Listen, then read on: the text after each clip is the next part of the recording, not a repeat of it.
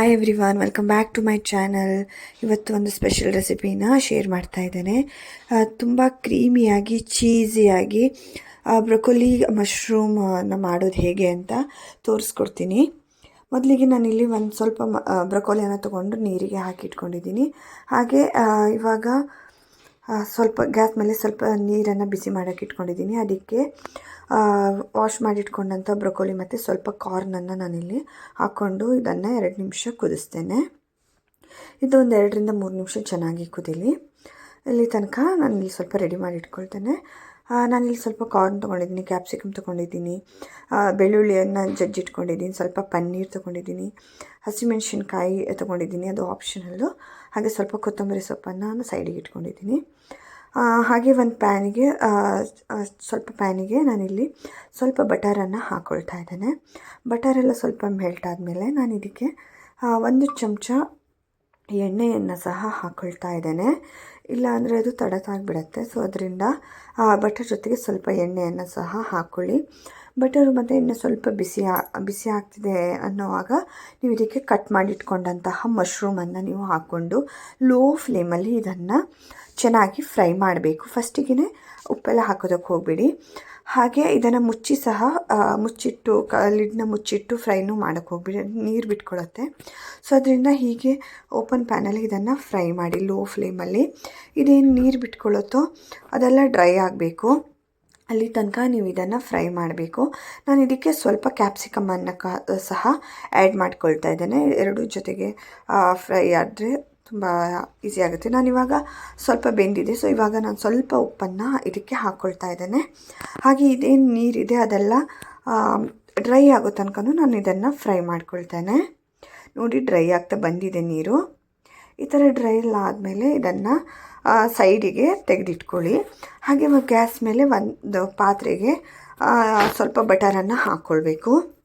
ನಾವಿವಾಗ ಸಾಸನ್ನು ರೆಡಿ ಮಾಡ್ಕೊಳ್ಳೋಣ. ನಾನು ಸ್ವಲ್ಪ ಬಟರು ಹಾಗೆ ಸ್ವಲ್ಪ ಎಣ್ಣೆಯನ್ನು ನಾನಿಲ್ಲಿ ಹಾಕ್ಕೊಂಡಿದ್ದೀನಿ.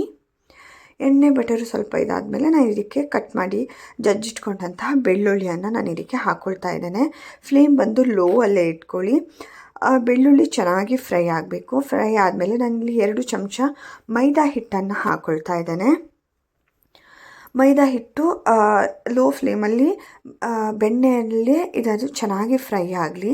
ಸ್ವಲ್ಪ ಗೋಲ್ಡನ್ ಬ್ರೌನ್ ಥರ ಬರುತ್ತೆ, ಅಲ್ಲಿ ತನಕನೂ ಇದನ್ನು ಚೆನ್ನಾಗಿ ಫ್ರೈ ಮಾಡ್ಕೊಳ್ಳಿ. ಈ ರೀತಿ ಚೆನ್ನಾಗಿ ಫ್ರೈ ಆಗಲಿ. ನಾನು ನಿಮಗೆ ತೋರಿಸ್ಕೊಡ್ತೀನಿ ನೋಡಿ. ನಿಮಗೆ ಈ ಕನ್ಸಿಸ್ಟೆನ್ಸಿ ಈ ರೀತಿಯಲ್ಲೇ ಬರಬೇಕು. ಅಲ್ಲಿ ತನಕ ನೀವು ಇದನ್ನು ಈ ರೀತಿ ಲೋ ಫ್ಲೇಮಲ್ಲಿ ಚೆನ್ನಾಗಿ ಫ್ರೈ ಮಾಡ್ಕೊಳ್ಬೇಕು. ರೆಡಿಯಾಗಿದೆ. ಇದಕ್ಕೆ ನಾನು ಇವಾಗ ಹಾಲನ್ನು ಹಾಕ್ತಾ ಇದ್ದೇನೆ. ನೀವು ಸ್ವಲ್ಪ ಸ್ವಲ್ಪ ಹಾಲನ್ನು ಹಾಕ್ಕೊಳ್ಳಿ. ನಾನಿಲ್ಲಿ 1.5 ಲೋಟ ಹಾಲು ಯೂಸ್ ಮಾಡ್ಕೊಂಡಿದ್ದೀನಿ. ನಾನು ಸ್ವಲ್ಪ ಸ್ವಲ್ಪ ಹಾಲನ್ನು ಹಾಕಿಬಿಟ್ಟು ಈ ರೀತಿ ಮಿಕ್ಸ್ ಮಾಡ್ತಾ ಇರಬೇಕು. ಗಂಟುಗಳಾಗೋದಕ್ಕೆಲ್ಲ ಬಿಡಬಾರ್ದು. ಈ ರೀತಿ ಚೆನ್ನಾಗಿ ಮಿಕ್ಸ್ ಮಾಡಿ. ಹಾಗೆ ಇದು ದಪ್ಪ ಆಗಿ ಬರುತ್ತೆ. ಫ್ಲೇಮ್ ಲೋ ಅಲ್ಲೇ ಇರಲಿ. ಈ ರೀತಿ ದಪ್ಪನೇ ಆಗಿ ಬರುತ್ತೆ. ನೀವು ಹಾಗೆ ಸ್ವಲ್ಪ ಸ್ವಲ್ಪ ಹಾಲನ್ನು ಹಾಕಿ ಈ ರೀತಿ ಚೆನ್ನಾಗಿ ಮಿಕ್ಸ್ ಮಾಡ್ಕೋಬೇಕು. ಇದು ಚೆನ್ನಾಗಿ ಕುದಿ ಬರಬೇಕು. ನೋಡಿ, ಮತ್ತೆ ನಾನು ಸ್ವಲ್ಪ ಹಾಲನ್ನು ಹಾಕ್ಕೊಳ್ತಾ ಇದ್ದೇನೆ. ಒಂದೇ ಸಲಕ್ಕೆ ಹಾಲೆಲ್ಲ ಹಾಕೋದಕ್ಕೆ ಹೋಗಬೇಡಿ. ಈ ರೀತಿ ಸ್ವಲ್ಪ ಸ್ವಲ್ಪ ಹಾಲನ್ನು ಹಾಕ್ಕೊಳ್ಬೇಕು. ನೋಡಿ, ಇವಾಗ ಇದೆಷ್ಟು ಥಿಕ್ಕಾಗಿ ಬಂದಿದೆ ಅಂತ. ಇವಾಗ ನೀವು ಇದಕ್ಕೆ ಚೀಸನ್ನು ಹಾಕ್ಕೋಬೋದು. ಮೊಸರೆಲ್ಲ ಚೀಸನ್ನು ನಾನಿಲ್ಲಿ ಹಾಕ್ಕೊಳ್ತಾ ಇದ್ದೇನೆ. ಇದು ಆಪ್ಷನಲ್ಲು. ಹಾಕಿದರೆ ತುಂಬ ಟೇಸ್ಟಿಯಾಗಿ ಕ್ರೀಮಿ ಸ್ಟ್ರಕ್ಚರ್ ಆಗಿ ಬರುತ್ತಲ್ವ. ಹಾಗೆ ನಾನು ಇದಕ್ಕೆ ಸ್ವಲ್ಪ ನೀರನ್ನು ಹಾಕ್ತಾ ಇದ್ದೇನೆ. ತುಂಬ ದಪ್ಪ ಆಗ್ತಾಯಿದೆ. ನೀವು ಬೇಕಾದರೆ ಹಾಲು ಹಾಕ್ಬೋದು, ಇಲ್ಲ ಸ್ವಲ್ಪ ನೀರನ್ನು ಸಹ ಹಾಕ್ಬೋದು. ನಾನಿವಾಗ ಸ್ವಲ್ಪ ನೀರನ್ನು ಹಾಕ್ಕೊಳ್ತಾ ಇದ್ದೇನೆ. ಹಾಗೆ ಇವಾಗ ಇದಕ್ಕೆ ಬೇಕಾದಷ್ಟು ರುಚಿಗೆ ತಕ್ಕಷ್ಟು ಉಪ್ಪನ್ನು ಹಾಕ್ಕೊಳ್ತಾ ಇದ್ದೇನೆ. ಹಾಗೆ ಒಂದು ಸಲ ಮಿಕ್ಸ್ ಮಾಡಿ. ಇವಾಗ ನಾನು ಇದಕ್ಕೆ ಆರಿಗ್ಯಾನೋ ಪೌಡರನ್ನು ಹಾಕ್ಕೊಳ್ತಾ ಇದ್ದೇನೆ. ಜೊತೆಗೆ ಚಿಲ್ಲಿ ಫ್ಲೇಕ್ಸ್ನ ಸಹ ಹಾಕ್ಕೊಳ್ತಾ ಇದ್ದೇನೆ. ಇವಾಗಲೇ ನೀವು ಸ್ವಲ್ಪ ಪೆಪ್ಪರ್ ಪೌಡರನ್ನು ಸಹ ಹಾಕ್ಕೊಳ್ಬಹುದು. ನಾನಿಲ್ಲಿ ಚಿಲ್ಲಿ ಕಟ್ ಮಾಡಿ ಇಟ್ಕೊಂಡಿದ್ದೆ, ಬಟ್ ಚಿಲ್ಲಿಯನ್ನು ಹಾಕಿಲ್ಲ. ಹಾಗೆ ಸ್ವಲ್ಪ ಪೆಪ್ಪರ್ ಪೌಡರನ್ನೇ ಹಾಕ್ಕೊಂಡಿದ್ದೀನಿ. ಜೊತೆಗೆ ಚಿಲ್ಲಿ ಫ್ಲೇಕ್ಸ್ ಸ್ವಲ್ಪ ಜಾಸ್ತಿ ಹಾಕ್ಕೊಂಡಿದ್ದೀನಿ. ಸೊ ಅಲ್ಲಿಗೆ ಅದು ಖಾರ ಸ್ವಲ್ಪ ಚೆನ್ನಾಗಿ ಬಂದಿದೆ. ಇವಾಗ ನಾನು ಬೇಯಿಸಿ ಸೋಸಿಟ್ಕೊಂಡಂತಹ ಬ್ರೊಕೊಲಿ ಮತ್ತು ಕಾರ್ನು ಹಾಕ್ಕೊಳ್ತಾ ಇದ್ದೇನೆ. ಹಾಗೆ ನೀವು ಇದನ್ನು ಸ್ವಲ್ಪ ಮಿಕ್ಸ್ ಮಾಡ್ಕೊಳ್ಳಿ. ಜೊತೆಗೆ ಮಶ್ರೂಮ್ ಎಲ್ಲ ಏನು ಬೇಯಿಸಿ ಇಟ್ಕೊಂಡಿದ್ರಲ್ವ ಅದನ್ನು ಸಹ ನೀವು ಇದೇ ಟೈಮಲ್ಲಿ ಹಾಕ್ಕೊಂಡು ಚೆನ್ನಾಗಿ ಮಿಕ್ಸ್ ಮಾಡಬಹುದು.